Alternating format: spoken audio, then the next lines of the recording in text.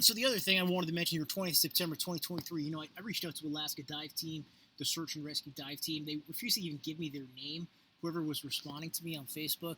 And my impression of them, and I haven't met them in person, was not good. I'm just going to be honest. These are the guys who work with North Slope and Burrow, and I was like, well, dude, what did you find at this location where their sonar pinged or whatever?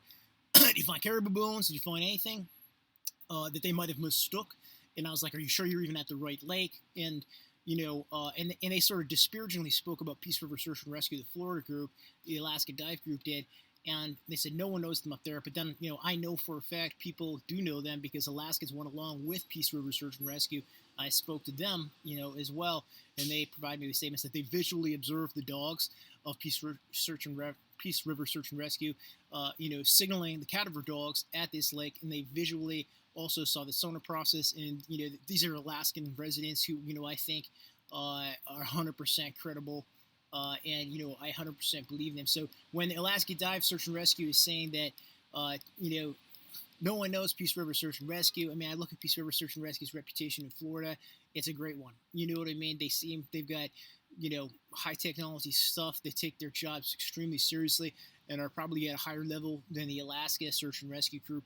And I think the Alaska people, whether it's the dive crew or the North Slope Burrow, I think obviously they're a little bit upset that these other people and this family have come up and shown that they have their head so far up there, and didn't do the job right last year. Didn't even try to do any sort of a job. It's not that they didn't do it right last year; they just didn't do it.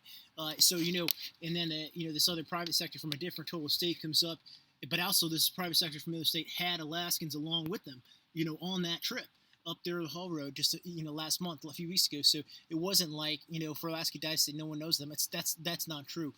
People do know them, and people were along on that trip with them, and it's one of those things where why did Alaska Dive Company not take some video or photos, or the borough police, to prove that they were at the right location in terms of alignment with the sonar and the family search?